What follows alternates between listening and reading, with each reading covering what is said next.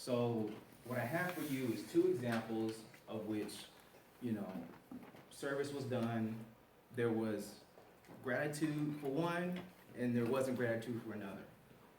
But the essence of these two examples is this. Regardless of what happens, do what God has told you to do, and do it with grace. Do it with humility. We face a very spiritual battle from a day-to-day basis. We are always at war.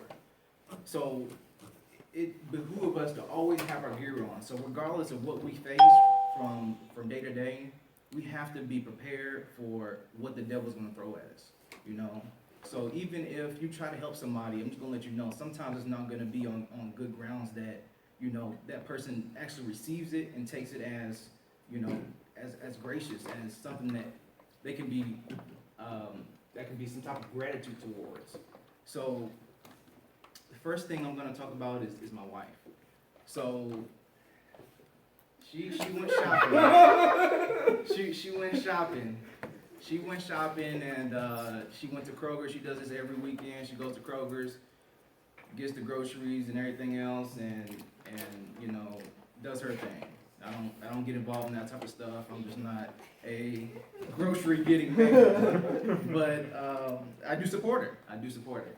She's very great at what she does. However, she was in the grocery store and she stumbled upon a wallet. And when she seen the wallet, she did what a good Samaritan is supposed to do. And that's grab whatever it was, right? Grab the wallet and return to its rightful owner. Now, majority of Americans, I can almost guarantee you, will look in that wallet and be like, I'm gonna go ahead and take 10 or 15 real quick and, pocket this for my good Samaritan deed, right? Let me go ahead and throw a little something in my pocket for what I am doing for this, man or woman. But she had the humility, she had the common decency to say, look, whoever this is, I'm pretty sure they need it, and they need it in a speedy manner. She sent it out, UPS, 24-hour speed delivery.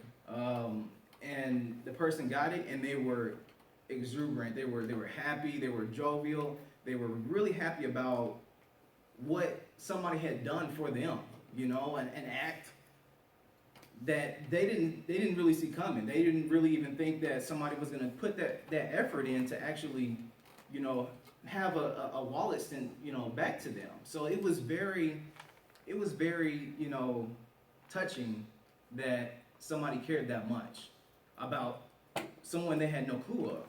They didn't even know. They were unknown to them. It wasn't a friend. It wasn't an individual in the family. It was just a random individual. So during this time, it was actually during the holiday season. So obviously, people are spending their last dime. They're throwing cash. They're trying to spend all the money necessary to get everybody the appropriate gifts. Get gifts for the kids. Get gifts for everybody. The spouses and so on and so forth, and get everybody excited about the holiday season and excited about Christmas and giving and just being a family. So again, like I said, the family was very, very happy that they were able to get something in return and just be blessed. Now I'm going to tell you about a situation where obviously that's the gratitude side of service. By the way, she got nothing in return. She didn't get anything in return for the return of the wallet. They said that they were actually going to do something, but obviously, people, I guess, forget. Life happens. So that never came into play. But God is good. They got what they needed, and that's what counts. So now we're going to get into the coin of non-gratitude, right? The person that just doesn't really care about the gift that has been given to them. So I went to the barber shop, and I go to an all-black barber shop, okay? So it's all brothers, okay? And I seen this guy in there, and he was sagging. He was sagging pretty low. Like, I'm talking like you can see your lower extremities, you know. So it was kind of embarrassing. It was humiliating, and it was something I really didn't like.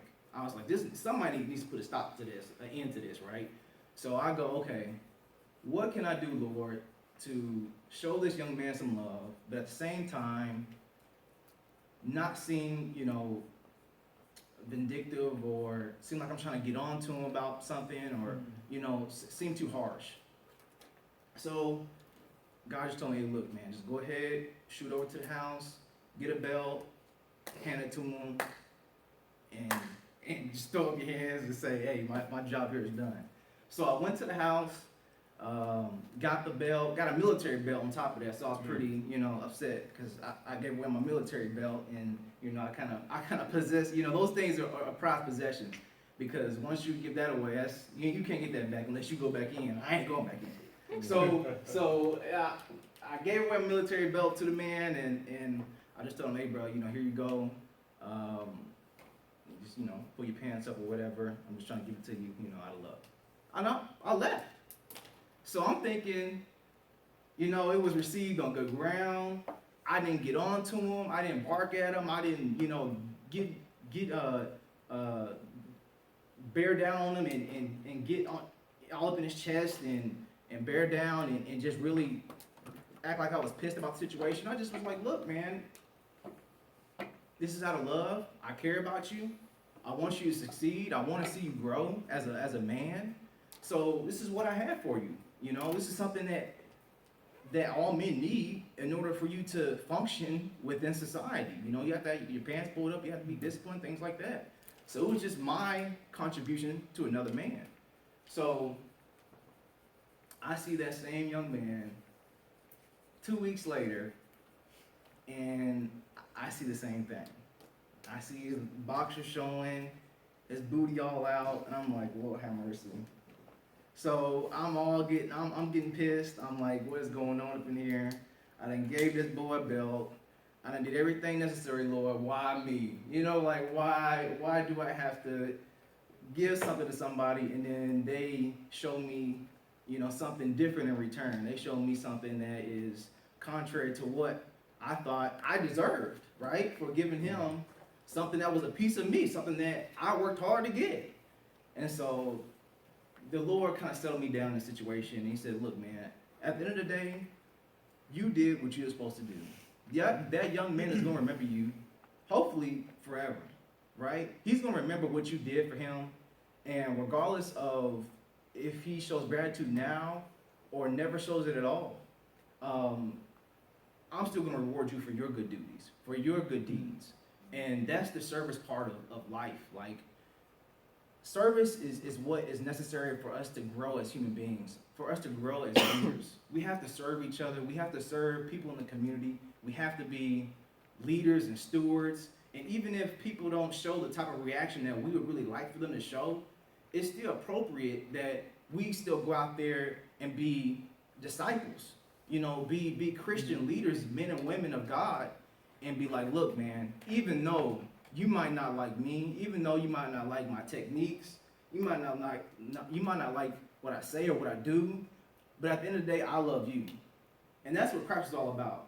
You might not like what he did. You might not like, his swag, right? You might not like that, he was out there and he was delivering people and, he was talking to individuals in a logical manner and just straight up, giving people the business as far as in logic is concerned. Like, they couldn't even have a conversation with him. If the lawmakers couldn't have a conversation with him, scribes were getting shut down, everybody was getting shut down because he knew what the word of the Lord said, and he was all there. But at the end of the day, he loved everybody. And he tried to express love in every way, in every fashion of his life. So I think that's what we have to do as leaders, as Christians. We have to express love. We have to show service. And when service and love is shown on a consistent basis, that's when we are really going towards our calling as men and women. We're called to serve. Jesus was a servant. He washed, an individual's feet. And this is the Messiah. This is the one that created the heavens and the earth. But at the same time, he still had the heart of a servant, and that's what we have to have as well as Christians. So that's the substance of what I want to talk about today, which is service, and make sure that people understand that that's what I'm all about as well, and that's what this organization is going to be about. Going forward, from semester to come, we're going to be about service and serving the community and being leaders, in a loving manner. So that's all I got for you guys. And Taylor, go ahead and take it. Good, guys. What's up? Hey, How's your week? Pretty good? So, could I have 3 volunteers real quick to read some scripture? Can you read Proverbs 4:25? Can I have someone read Proverbs 16:3? Dante. Could you read? Voluntold, Could you not read volunteer. Colossians 3:23? Colossians 3:23.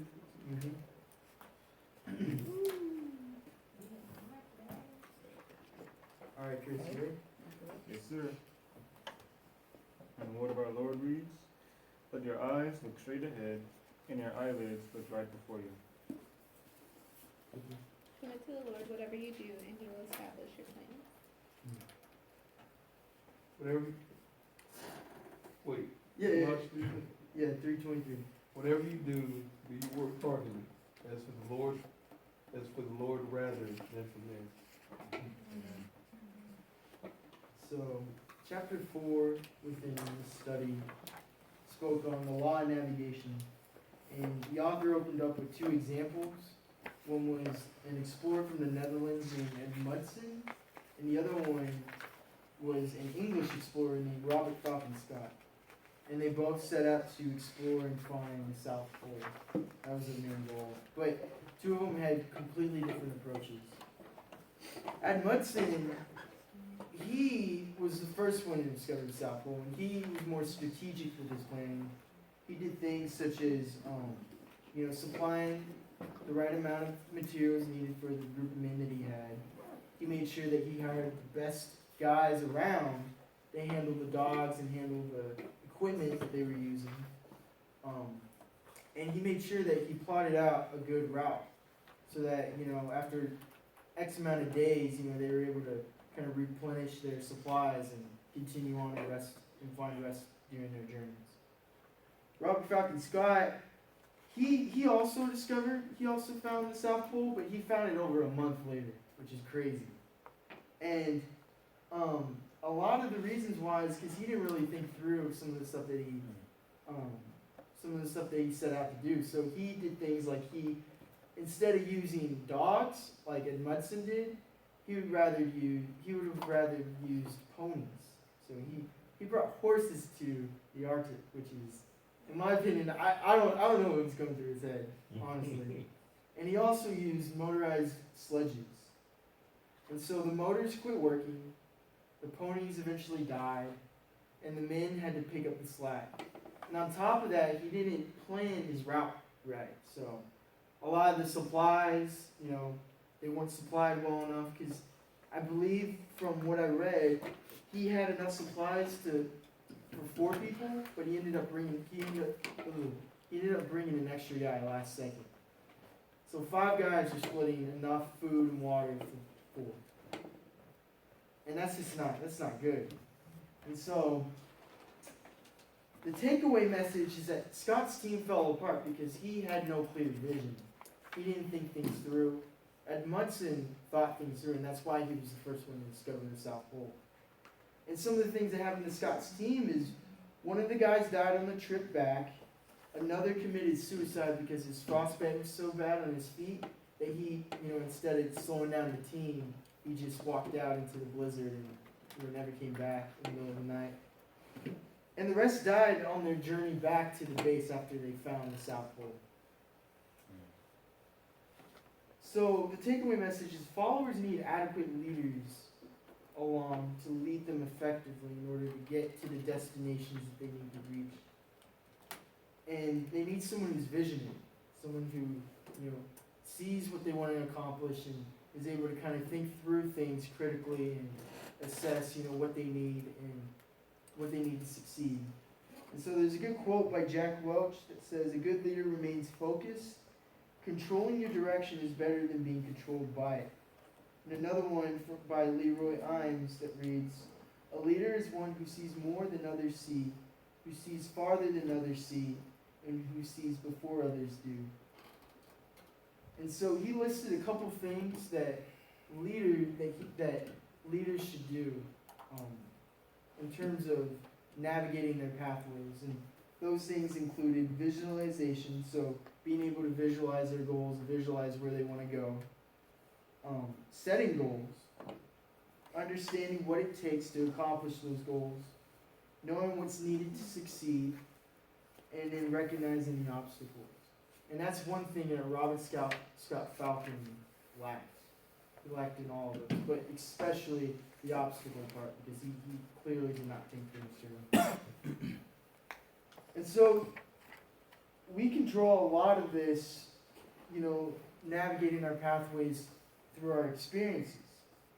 And we can use our experiences as a source of wisdom and a source of information, because our successes give us confidence and our failures give us lessons. And so we're able to kind of, learn from our past, learn from what didn't work, and we're able to kind of think, okay, we need to switch things up, we need to do this differently in order to hopefully reach that destination. And then we're able, eventually, hopefully, we reach that point to where we start seeing little successes and we're able to kind of compound and copy those same habits to hopefully reach bigger successes. And, if you never learn, you'll continue to fail, which is a crazy thought. And so if you're not able to think critically on what exactly it is that you're doing, you're never really going to reach your final destination. You're always going to be, circling back to the same spot that you're currently at. And so we must be men and women of reflection and introspection. Could I have someone read Ephesians 4, 22 through 24?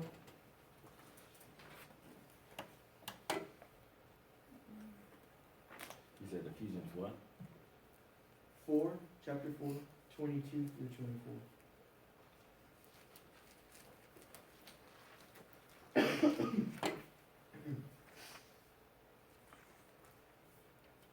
And the Word of God reads, "You were taught with regard to your former way of life to put off the old self, which is being corrupted by its deceitful desires, to be made new in the attitude of your minds, and to put on the new self, created to be like God in true righteousness and holiness."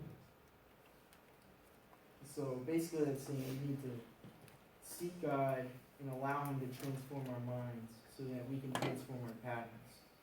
And so reflective thinking gives you a lot of good things, and the author listed 5 important things that it gives you.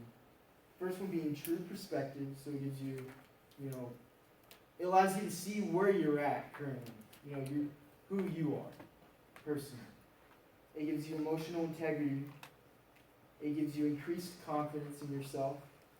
It gives you clarity of thought.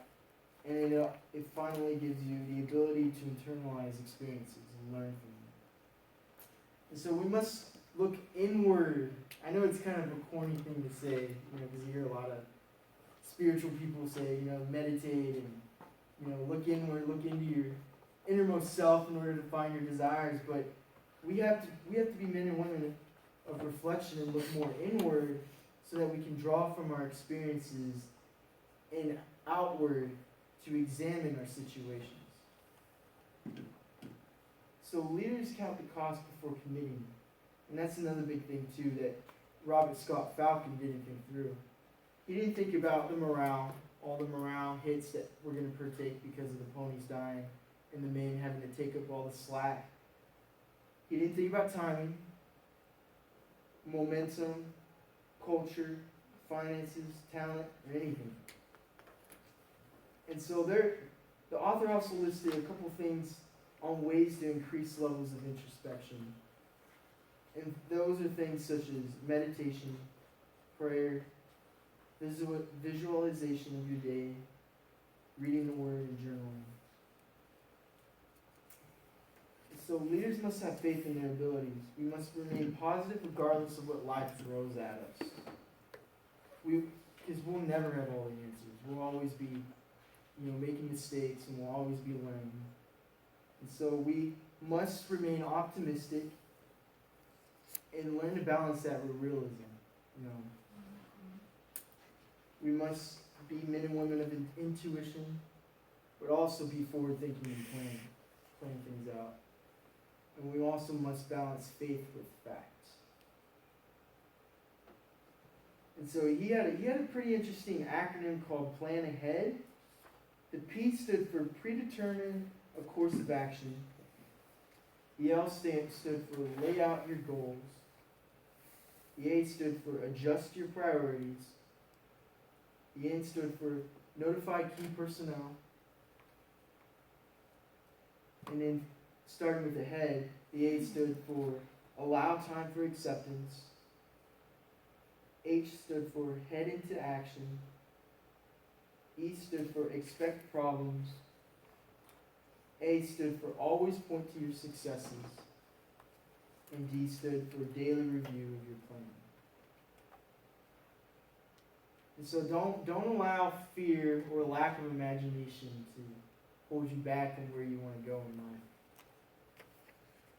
Because a leader is what determines the project's success. So one day when we get into the workforce, wherever God has us, if we truly want to become leaders, eventually we're going to be leading other people. So we have to be able to navigate, and think things through clearly so that we're able to lead people through and kind of demonstrate that service and that faithfulness and show that we're different as Christians. We're not flakers. We're not, when the times get rough, I'm going to go run and hide. We're going to stand there and, take it all and still have faith that, God has brought us here for a reason. And He's going to see us through to completion.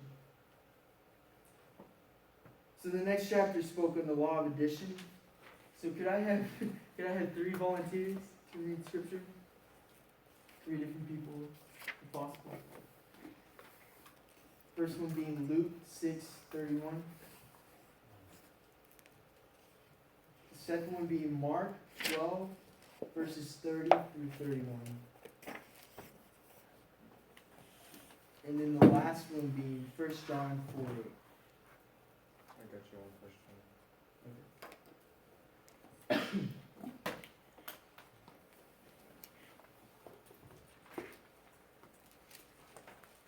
Who has Luke? I got you on the mark. Okay. Luke 6:31. I'll read it. I have it. Oh. And as ye would that men should do to you, do ye also to them likewise. Best is you.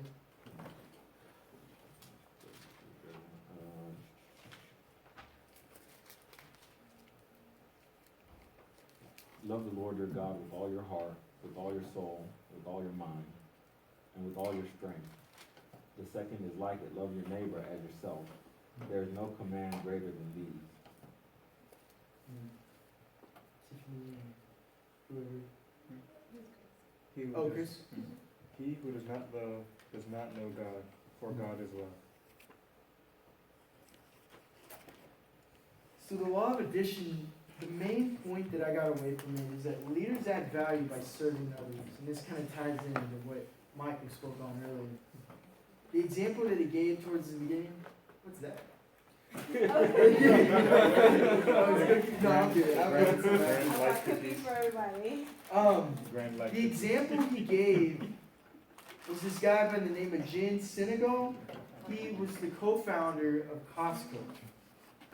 And so he did some very unusual things that kind of separated himself from your typical CEO of your large corporation. And there are things such as answering his own phone, meeting every guest that he brought in at the lobby. His office is primarily folding tables and chairs, which is crazy. That's weird. and he caps his salary at $350,000, and it's that. Considering that, I mean, we think that's a lot of money, but to the rest of the world, he's in the bottom 10% of large CEOs, that's crazy, because we know how big Costco is. And so he had a couple key points that kind of he said helped him lay out his formula for success for his company personally, and they were things such as offering a limited number of items, relying on high volume sales, keeping costs as low as possible, and don't spend money on advertising. That's bizarre in my opinion, especially the advertising part. Like, yeah. Yeah, I don't think I've ever seen a commercial or anything for Costco either. Because the best advertising, well, they say this marketing, the best advertising is word of mouth. Because the thing is, you can put a banner out there, and people look at the banner and they're like, and they're gonna go with what they're familiar with. But if a friend tells you, hey, look, I got this great deal over here, automatically you trust that person, so you assign that trust to that company too. Yeah. But the real thing that separated him is how he treated his employees. And so he pays his employees 42% better than the next retail arrival. That's insane. And so because of that, that's not including benefits. So because of that, Costco has, I believe, the lowest employee turnover rate in all of retail. We have to make sure that what we're doing, what we're trying to lead others to do, somehow kind of fits the same mold people work as well. And then finally, we do what other God values. So we have to actively seek out and serve others, because that's what God commanded us. We have to love other people like God loved us. And so there, on page 55 and 58, there are some good excerpts. He was a good role model, especially in the business world, because they really do service differently at Chick-fil-A.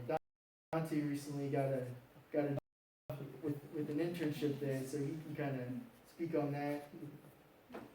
But yeah, man, it's guide others just more in the sense that like we feel like we're useful, like we're passing on what we know to someone else, and we're able to allow and see someone grow before our very eyes, and I think that's pretty cool, because I just recently got done speaking with my mentor, who I've been seeing the last 4 years. He's discipled me since freshman year. And, that's the kind of thing we talk about every week, just the importance of discipling others and serving others and just showing the compassion that God showed us to others to allow them to grow as individuals, as humans. I think that's very important, and that kind of goes back to what Michael said with service. And then finally, the lost solid ground. There's scriptures, and that's it. I promise. Could I have 3 more volunteers? First one being Galatians 5:22-23. The second one being Romans 12:2. And the last one being 1 Timothy 4:12. 22-23. I do. Okay.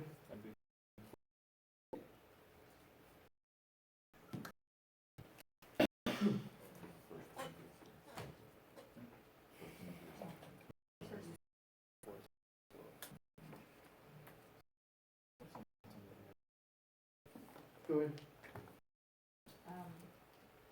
Okay. Let the Holy Spirit produce fruit in our lives: love, joy, peace, patience, kindness, goodness, faithfulness, gentleness. There is no law against these things. Yes. Do not be conformed to this world, but be transformed by the renewal of your mind, that by testing you may discern what is the will of God, what is good, acceptable, and perfect. Let no one despise you.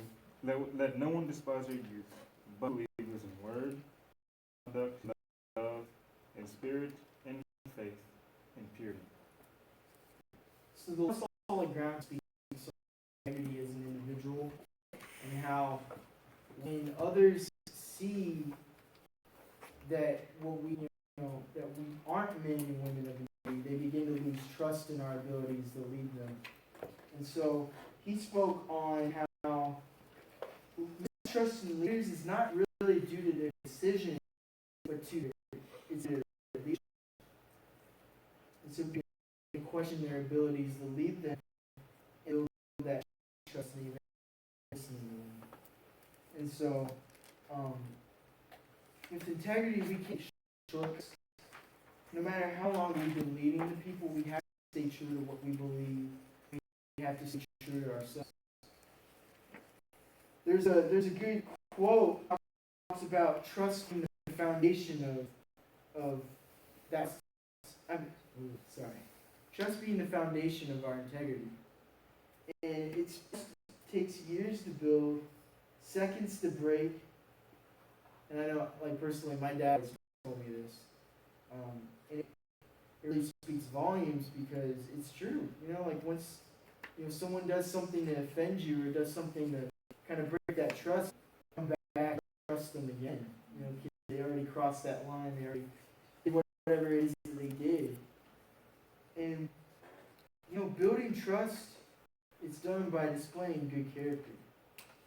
So we can't expect to lead anyone if we're not holding ourselves to those same standards. I can't expect Festus to do a good job if I'm not doing a good job on my that's where character comes in, because character communicates consistency, potential, and respect. Consistency in the fact that we're staying true to ourselves and our convictions. So, that can mean a lot of different things. That can mean time in the Word every day. That, I'm gonna show up to my job every day with a good attitude, knowing that God's work. I'm not doing slave work or some work that's bad. So just being consistent, being more consistent as an individual. But potential, meaning that our character is, the higher our potential to lead others is. Because people look up to people with high character. I know personally the people I look up to, leading my dad. I view a high level of character, and that's him, and that's something that I want to reach one day and kind of build off of, and hopefully be the same to my children one day, other people that I know. And finally, respect, and it's making sound decisions, admitting to our mistakes, and putting others before ourselves. So we have to be men and women of integrity. We can't, when we mess up, we can't just say, "Oh, it's not my fault. It's Dante's fault." That's not the right way to go with leadership. We have to admit our mistakes and say, I was wrong.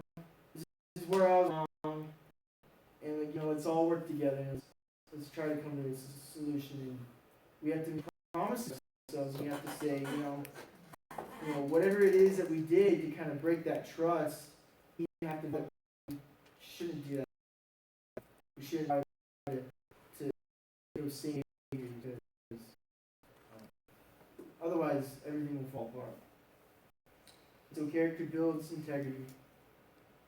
And so the definition of integrity is the quality of being honest and having strong moral principles or moral opinions. And so then, what is moral? Moral means a person's standards of behavior concerning what is and is not acceptable for them to do. And so as Christians, just by reading the Word, we know what God expects of us and what's right and what's wrong. And so as future leaders, we have to say, as a Christian, I can't be doing this. Someone that's not a Christian may be cutting corners and maybe doing this and making a lot more money than me, but I can't be doing this because that's not right. I can't be. Yeah, I really like this book so far. It's really deep and thought provoking. It's a lot of common sense stuff, but like I personally have to do that. So it's kind of a good reminder and a good refresher. And so Michael, you're gonna be teaching 5 or no 7, right? 2 weeks. Yeah, 7 through 9.